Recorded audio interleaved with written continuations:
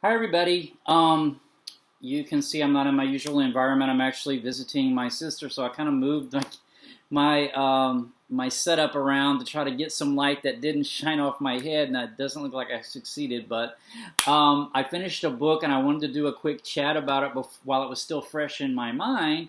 And what I read was Confucius and the World He Created. Can you see that? Maybe got a glare on. There we go. This is by Michael Schuman, and it was published back in 2015. This is nonfiction. Um, this pertains really to the life of, the Chinese philosopher Confucius, as he's known here in the West. In China, I learned in this book, his family name was Kong. So he's most of the time he's known as Kongji or Master Kong. But the Jesuits back in the 18th or 19th century, when China Westerners were discovering more about China, the Jesuits started calling the philosopher Confucius, and so that's sort of how he's known to us in the West. But Confucius lived. I wrote the dates down. He was born in 551 B.C. and he died in 479 B.C. And so this book is sort of an overview of his brief overview of his life, and then his philosophy, and then how his philosophy has impacted, the societies of East Asia, China and Japan and Korea, and others, since he lived back, in 551 to 579 BC. And so, one thing that was really interesting to me to learn in the book was that his philosophies really didn't have success during his life. It was only after he died, his students and his disciples, disciples. He's not a religious figure. He's a secular philosopher, although he's venerated as sort of a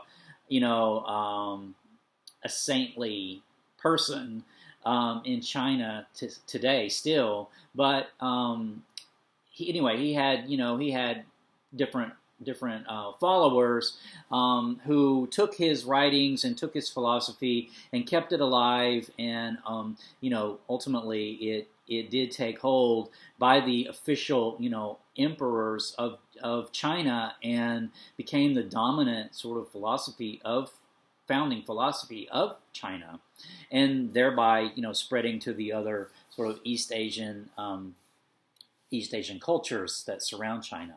So so that sort of this author makes the point. He says Confucius ranks with Jesus, Muhammad, Abraham, Buddha, Aristotle, and Plato as founding thinkers of the modern world civilization. So and I think that's that's definitely something that could be said, because as this book points out and illustrates really well, is that the philosophy of Confucius is still influencing East Asian cultures, today, and actually is relevant for, people all around the world, because of it's actually a philosophy of ethics. It's based on the sort of the self development of an individual person, and the ethics of a person who's living well then contributes to harmony, and harmony, contributes to an orderly society.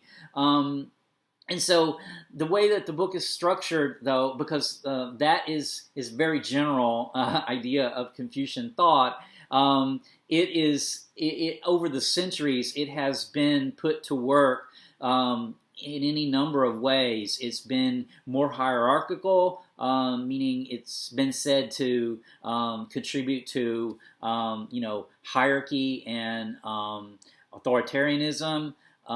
Because it has this idea that people are not equal, that people have different abilities, and so the person should really develop themselves, to the best of their ability, and then, if society's in harmony, they will find their harmonious place within society. That means that some people, are better leaders, and they're better to be the leaders, and so the if they're the leader, then the people who are beneath them, quote unquote, owe them, fealty or, loyalty. And so, if society is structured in this harmonious way, then, you would naturally have a hierarchy because there would be people above you. And this sort of starts in Confucian thought with the family, and that is with the father. It was definitely based in gender, the males being the dominant, in the family, the head of the hierarchy of the family, and then, down to children. But the way the book structures, so there's part one, Confucius becomes Confucius, and those chapters within that part is the chapters are called Confucius the man, Confucius the king, Confucius the sage, and Confucius the oppressor. And then part two is Confucius at home, but not at ease. And the chapters within this part is Confucius the father, Confucius the chauvinist, Confucius the teacher. And then the part three is the comeback of Confucius. This is Confucius the businessman, Confucius the politician, Confucius the communist. And then the epilogue is seeking the real Confucius. Because throughout the history of China, one thing that this book really illustrates is it goes through a very general reading of the entire history of China, and we're talking about 2,500 years worth of history. When Confucius wrote back in 500 BC, China had already had a very long history, and it already had a very well-developed political system. And so Confucius was actually trying to figure out what the best way to organize a society is. And, ultimately his system is based on the family unit and based on virtue and based on people behaving virtuously and then in harmony with others around them. But that did not actually take hold, like I mentioned earlier, in his lifetime. But the cool thing about that was that Confucius was talking about ancient knowledge. So in the year 500 BC, Confucius is talking about a historical China that's ancient to him. So and it's based on these principles, he felt. Whether or not that's historically accurate, I couldn't say, but that's what the book says that Confucius was thought. And so that's sort of what he based his philosophy on. And so in the book, it's illustrated, Confucius as a, sort of blamed for the stagnation of China. Over the course of centuries, China was had a very stable and successful, political system based on, an emperor. But by the 18th and 19th century, that had really weakened, and it was sort of lacking in the technology that quickly developed in the West, along with capitalism, and so it was considered backwards. And so there was a sort of soul searching among East Asians if Confucianism had caused that sort of stagnation. And so he's both given credit at different times in history for successes, and he's blamed sometimes for failures. But, I think the real cool thing to me was that one really interesting thing to me was that Confucius came from this idea that people are basically good, that everyone has the ability everyone has the potential to be good. And so when bad things happen and when society goes wrong, that means that, something has gone wrong, like the person didn't develop themselves good, or the conditions were such that, for example, that responsibility would rest with the emperor because he's at the top of the hierarchy. So if society descends into chaos, it's ultimately the emperor's fault, I gathered from the book. And so that idea of harmony where, because I think I'm used to hearing about individualism because I'm an American, and so our society, our culture is largely based on individualism, and it's sort of individualism at all costs. So individualism, even if that creates a disharmony in society, that's what the culture basically values. And I think that Confucius would not agree with that.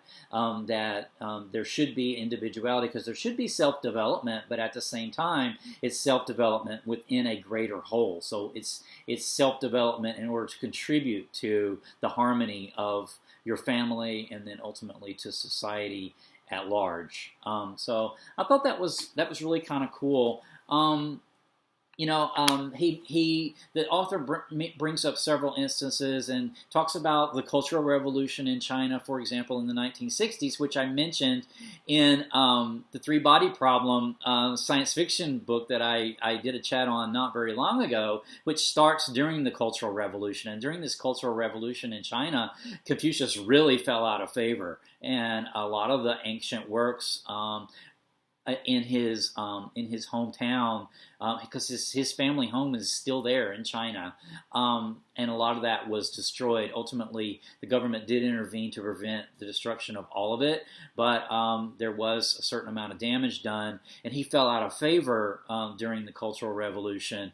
But now the government there are sort of kind of reinvestigating Confucius, in the light of communism. But then he brings up, for example, Japan is is capitalistic and also is based has a underpinning foundation of Confucianism.